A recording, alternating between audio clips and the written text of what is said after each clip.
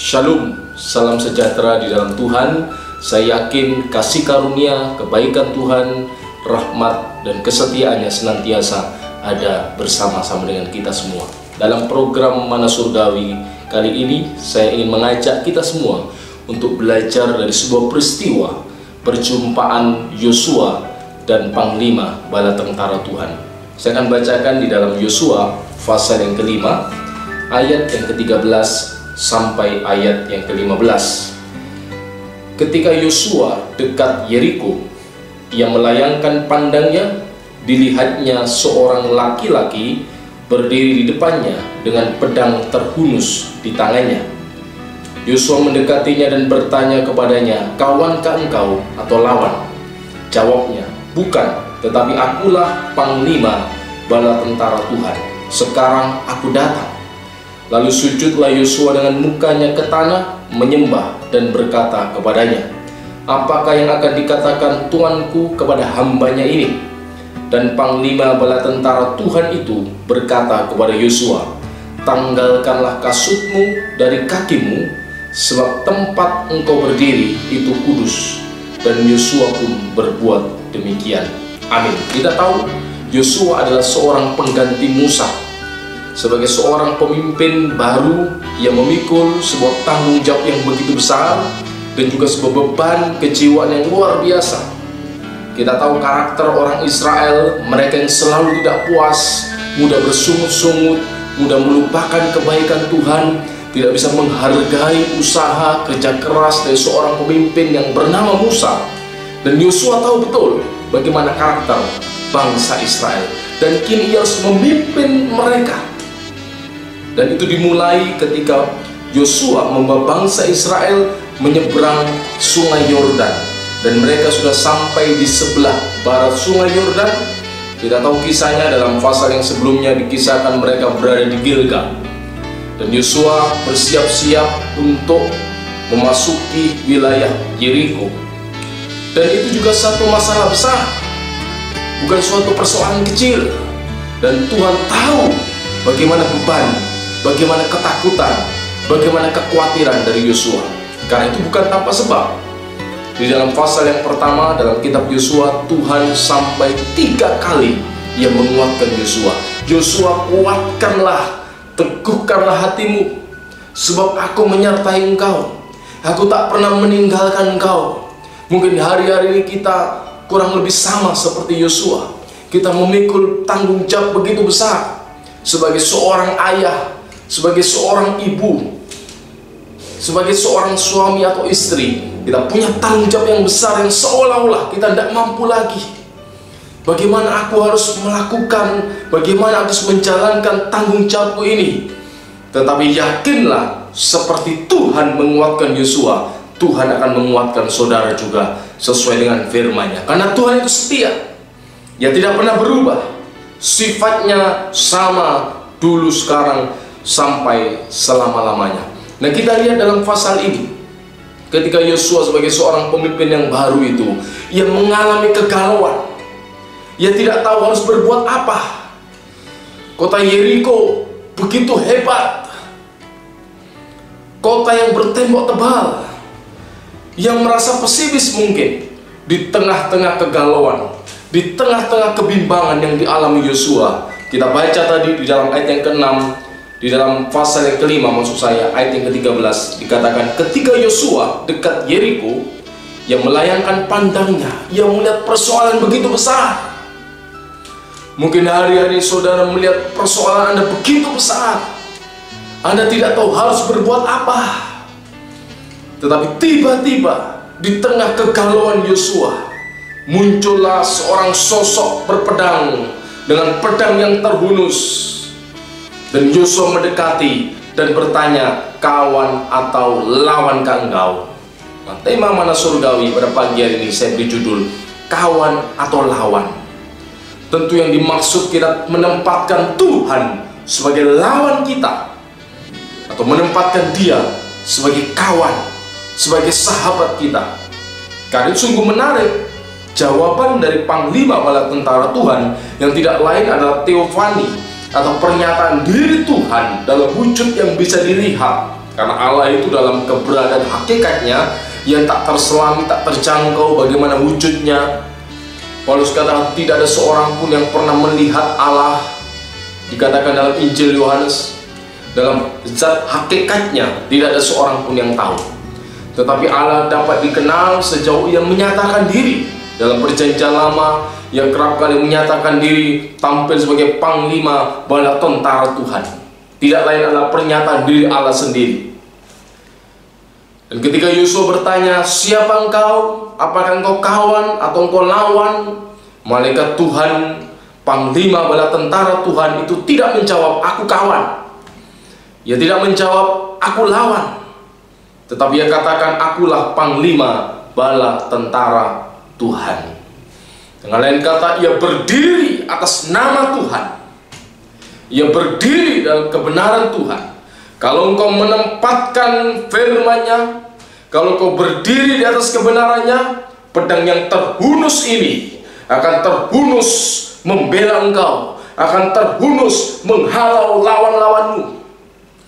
Tetapi kalau engkau hidup di luar firman-Nya, kalau engkau memberontak, kalau engkau hidup di luar kebenaran Allah, pedang terhunus ini akan terarah kepadamu dan akan menjadi lawanmu.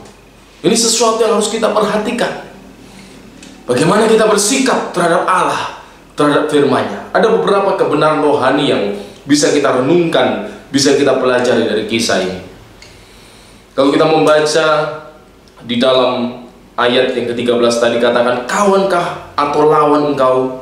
Yang menjawab, bukan, tetapi akulah panglima bala tentara Tuhan. Apa artinya?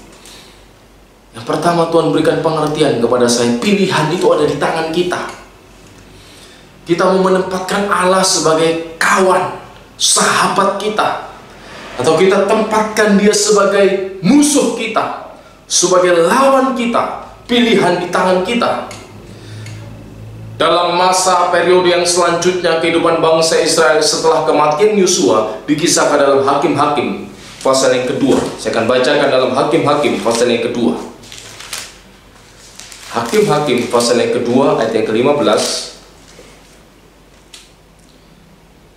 Setiap kali mereka maju, tangan Tuhan melawan mereka dan mendatangkan malapetaka kepada mereka, sesuai dengan apa yang telah diperingatkan kepada mereka oleh Tuhan dengan sumpah, sehingga mereka sangat terdesak. Sesuatu yang ironis, sesuatu yang menyedihkan. Tuhan yang senantiasa berkata, aku akan berjalan di depanmu, menjadi pembela, menjadi penolong. Tetapi kini dikatakan, tangan Tuhan melawan mereka. Bukan hanya orang-orang Filistin, bukan hanya orang-orang di tanah Kanaan yang melawan mereka, tetapi tangan Tuhan sendiri melawan mereka. Dan kalau tangan Tuhan sudah berdiri melawan kita, apa daya kita? Saya teringat kisah ketika Paulus dalam perjalanan ke Damsyik, waktu itu masih bernama Saulus, untuk menganiaya orang percaya. Tiba-tiba ia mendapat vision, mendapat penglihatan dari langit yang menyilaukan cahaya itu, dan ia jatuh dari kudanya dan terdengar suara, Saulus, Saulus, mengapa engkau menganiaya aku? Kemudian dikatakan oleh Tuhan, sukar bagimu menendang kegala rangsang. Menendang kegala rangsang artinya sebuah tindakan yang melukai diri sendiri. Engkau melawan Tuhan, itu hanya merugikan dirimu sendiri, hanya menyakiti dirimu sendiri. Tidak ada daya, tidak ada kekuatan, tidak ada keuntungan kita hidup melawan Allah. Melawan Allah tidak harus secara frontal dan vulgar kita katakan, aku melawan engkau Tuhan. Tetapi ketika kita hidup di luar firman-Nya, ketika kita tidak lagi percaya kepada firman-Nya, itu sebuah bentuk pemberontakan terhadap Allah. Karena itu pilihan ada di tangan kita. Ketika Yosua katakan, kawankah engkau atau lawan, seolah-olah Tuhan ingin memperhadapkan pilihan kepada Yosua. Itu pilihanmu sendiri. Engkau tempatkan aku sebagai kawan, sebagai sahabat, sebagai pembela, atau kau menempatkan aku sebagai lawanmu. Bersyukur dalam perjalanan Yosua memimpin bangsa Israel untuk memperoleh tanah Kanaan yang dijanjikan Tuhan, Yosua senantiasa menempatkan dia sebagai kawan, sebagai pembela, sebagai penolong. Yang kedua, apa yang bisa kita renungkan? Kalau kita membaca kembali dalam Yosua pasal yang kelima,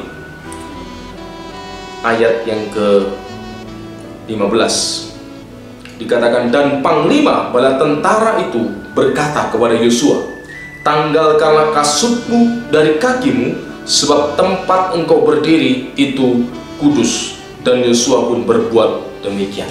Ada ungkapan tanggalkan kasutmu sebab tempat ini kudus. Itu bicara kesediaan untuk mengakui otoritas Allah dalam hidup kita, di mana Tuhan mau hadir dalam kehidupan umatnya. Ia bukan hanya hadir di Gunung Sinai dan dikatakan gunung Allah itu, tempat Tuhan memberikan hukum-hukum Tuhan, tetapi di tanah Kanaan ini, tanah yang najis ini, Tuhan tidak mau hadir. Tetapi dikatakan dalam ayat ini, tanggalkan kasutmu sebab tempat ini kudus. Dengan kata Tuhan mau hadir di tanah ini, Tuhan mau hadir dalam hidupmu. Tetapi kehadiran Tuhan itu menuntut konsekuensi. Kehadiran Tuhan itu menuntut kekudusan. Kekudusan bicara pemisahan, sebuah gaya hidup yang dijalani berbeda dari pola hidup dunia yang tidak mengenal Allah. Yang kerap kali dikatakan dalam kitab Taurat, Tuhan memperingatkan kepada bangsa Israel melalui Musa agar mereka jangan hidup seperti bangsa-bangsa yang tinggal di tanah Kanaan. Mereka adalah bangsa yang kudus, artinya bangsa yang dikhususkan, bangsa yang menjalani hidup yang berbeda, sesuai dengan hukum Tuhan, sesuai dengan prinsip kerajaan Allah. Dan baru disitulah ketika kekudusan Tuhan ditempatkan, Tuhan hadir dalam kehidupan umatnya. Ketika Tuhan hadir, pembelaannya, penyertaannya itu akan menyertai di dalam kehidupan orang percaya. Dan kehadiran Tuhan meliputi segala aspek. Ya, tidak hanya hadir di gedung gereja. Sekarang kita tidak bisa beribadah bersama-sama di sebuah gedung gereja, tetapi itu bukan berarti meniadakan kehadiran Allah. Sesungguhnya Tuhan hadir dalam hidup kita. Ia hadir dalam keluargamu, Ia hadir dalam pekerjaanmu, Ia hadir dalam segala aspek hidupmu. Sekarang tinggal bagaimana kita menghargai, menempatkan kehadiran Tuhan di dalam kehidupan kita. Tanggalkan kasutmu, artinya berikan penghormatan kepada Allah. Hargai kepribadian Tuhan dalam hidupmu, bukan dengan cara kita mungkin memuji Tuhan, walaupun pujian itu bagian dari hidup orang percaya, tetapi dengan cara hidup sesuai dengan firman-Nya, dengan cara taat kepada kebenaran firman Tuhan. Itu sebuah bentuk kita menghargai kehadiran Allah, bentuk kita menghargai otoritas Tuhan nyata dalam hidupnya. Dan ini yang dikatakan panglima bala tentara Tuhan. Apakah yang akan dikatakan kepada hambamu ini, kata Yosua. Panglima bala tentara Tuhan itu berkata, tanggalkan kasutmu. Itu bicara Tuhan hadir di tanah ini, Tuhan mau hadir dalam hidupmu. Engkau harus menghormati kehadiran Allah. Tanggalkan kasutmu, sesuatu lambang yang kotor, kasut, tinggalkan itu, tanggalkan itu. Hargai kehadiran Allah, tempatkan Dia sebagai Tuhan, sebagai pemimpin, penguasa atas hidupmu. Maka pedang yang terhunus itu bukan terhunus kepada engkau, tetapi terhunus kepada lawan-lawanmu. Dengan lain kata, Tuhan akan menjadi pembela bagi umatnya. Yang ketiga, dari kisah ini kita belajar bahwa Tuhan itu peduli atas kehidupan umatnya. Di tengah-tengah kegalauan Yosua, di tengah-tengah kekhawatiran, ketakutan Yosua, di tengah-tengah yang tidak tahu harus berbuat apa. Saya yakin kita pernah mengalami saat-saat ini. Kita tidak tahu harus berbuat apa. Di tengah-tengah kondisi keadaan seperti itu, Tuhan menyatakan kepeduliannya melalui sosok panglima bala tentara Tuhan. Tuhan punya banyak cara. Kita tidak perlu membatasi cara Tuhan. Ia punya banyak cara menunjukkan kepeduliannya atas hidup kita. Hanya lakukan bagianmu, tempatkan Dia sebagai Tuhan, sebagai pemimpin atas hidupmu, di mana pilihan itu ada dalam tanganmu. Kamu menempatkan Dia sebagai sahabat, sebagai kawan, atau sebagai lawan dengan pedang terhunus kepada dirimu. atau pedang itu terhunus kepada lawanmu, pilihan ada di tangan kita. Kita mau menempatkan dia sebagai kawan, sahabat kita, atau sebagai lawan kita. Kehendak Tuhan, Ia ingin menjadi sahabat kita, Ia ingin menjadi rekan kita, Ia ingin menjadi pembela kita. Karena itu dalam kisah ini kita dikuatkan, dihiburkan, sekaligus kita diingatkan bagaimana kita menjalani hidup kita di tengah-tengah dunia yang semakin sulit, semakin banyak persoalan yang kita tidak pernah tahu. Yakinlah kuasanya tak pernah berubah, yakinlah kesetiaannya tidak pernah berubah. Dia tetap sama dulu, sekarang, sampai selama-lamanya. Amin. Kiranya firman Tuhan ini menuntun, mengarahkan, membekali diri saudara dalam menjalani hari ini dengan kekuatan Tuhan, sehingga saudara tidak lagi diliputi ketakutan, pesimis, tanpa pengharapan, tetapi saudara berjalan dalam kuasa dan kekuatan Tuhan yang menyertaimu selama-lamanya. Amin. Mari kita berdoa.